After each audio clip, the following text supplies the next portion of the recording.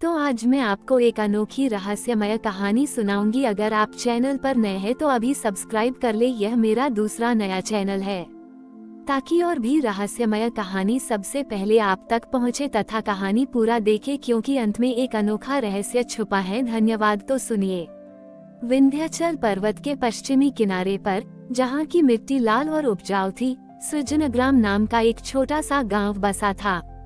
ये गांव अपनी अद्भुत मृद शिल्प कला के लिए प्रसिद्ध था।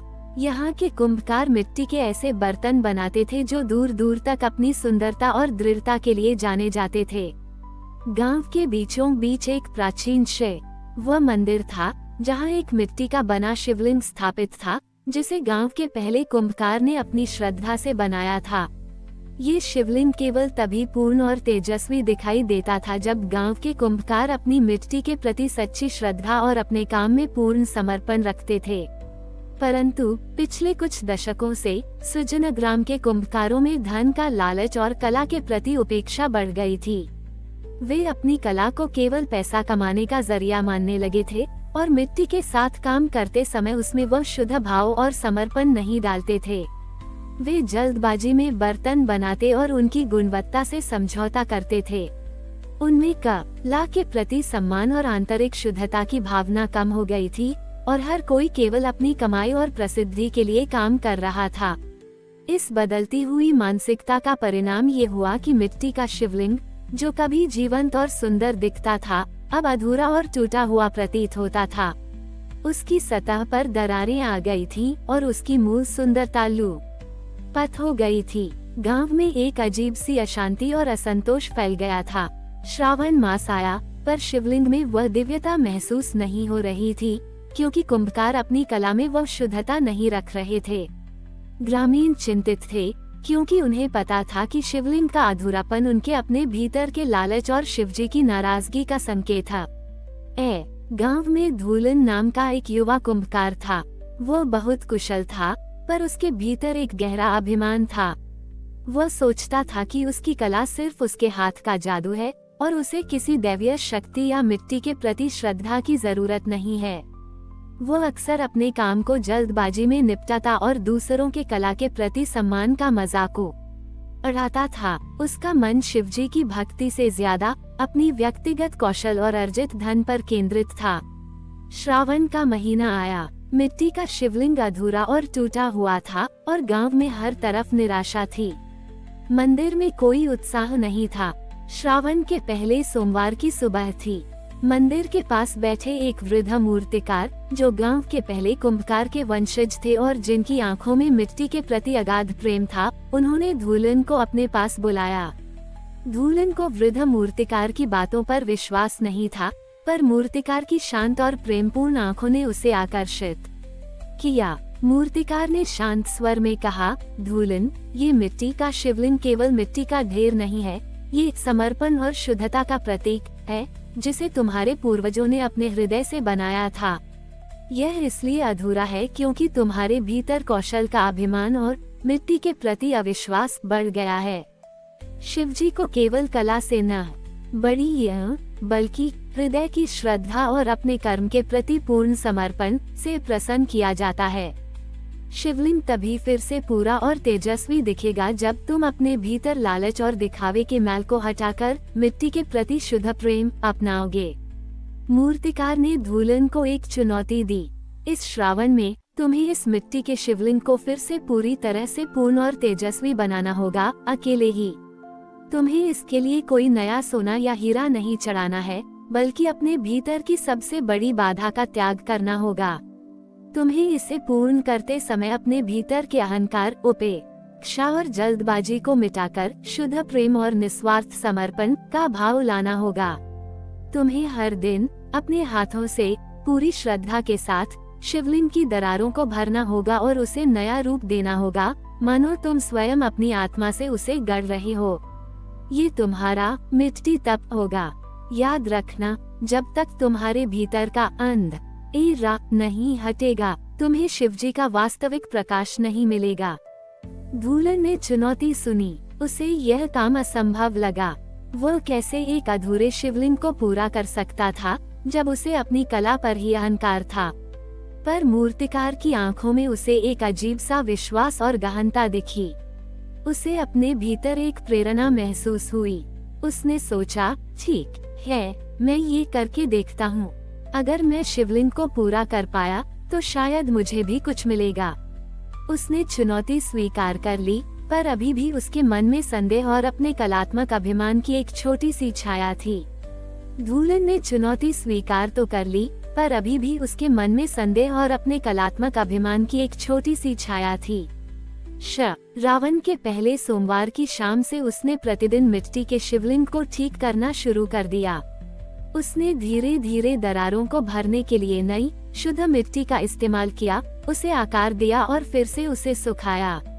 यह एक अभूतपूर्व कार्य था। कुंभकार जिसने जीवन भर सिर्फ बेचने के लिए बर्तन बनाए थे, वह अब एक टूटी हुई कलाकृति को ठीक करने में अपनी आत्मा लगा रहा था। उसे यह बहुत कठिन लगा, उसके हाथ दर्द करने लगे और हर दिन उसे लगता कि यह सब व्यर्थ है, क्योंकि शिवलिंग पर कोई तुरंत चमक नहीं आ रही थी।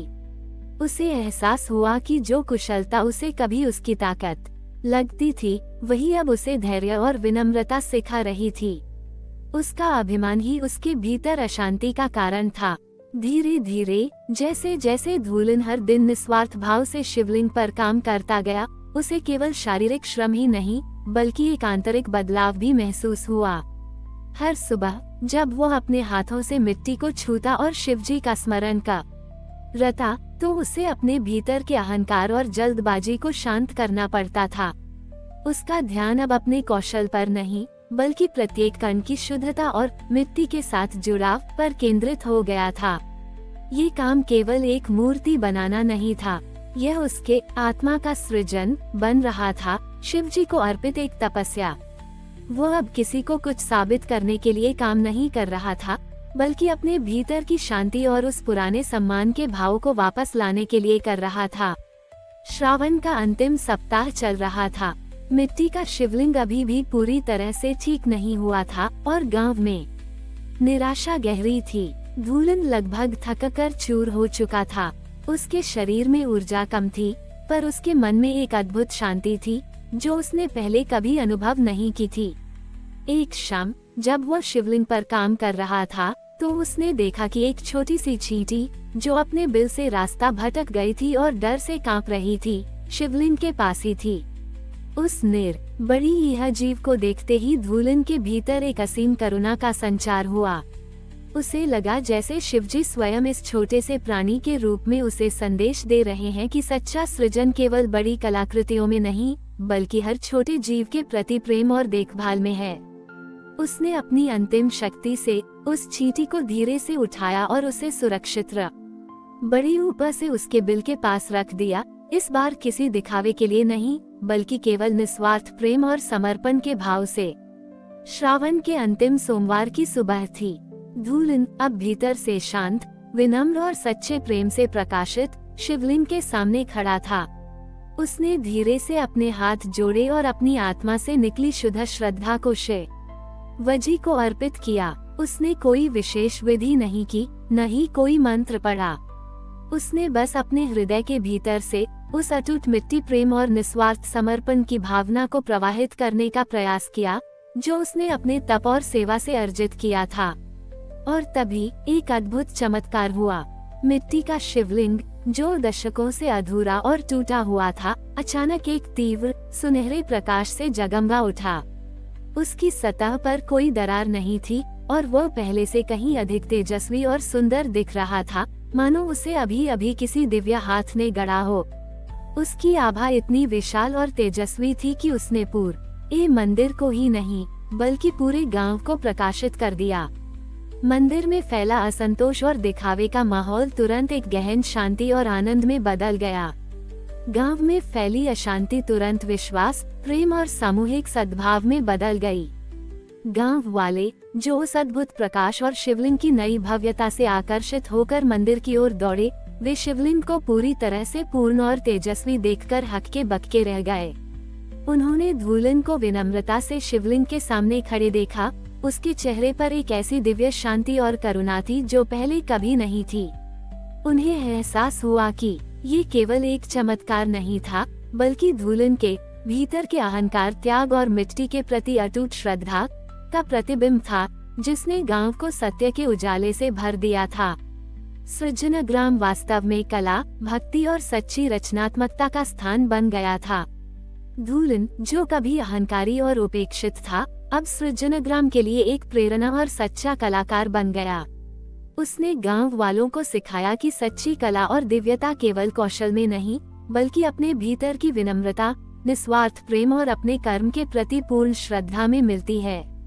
मिट्टी का शिवलिंग अब केवल मंदिर का प्रतीक न ही था, बल्कि एक निरंतर याद दिलाता था कि सच्चा सृजन और समर्पण ही सबसे बड़ा प्रकाश है, और वही हमें शिवजी के वास्तविक स्वरूप से जोड़ता है। हमारी और भी आध्यात्मिक एवं अनोखी कहानियाँ देखने के लिए हमारे चैनल पर जाएं तथा धार्मिक एवं पौराणिक अनोखी कहानियाँ हमारे चैनल पर है। कृपया जाके देखें तथा हमारे चैनल को सब्सक्राइब करके रखें और वीडियो लाइक जरूर करें। धन्यवाद।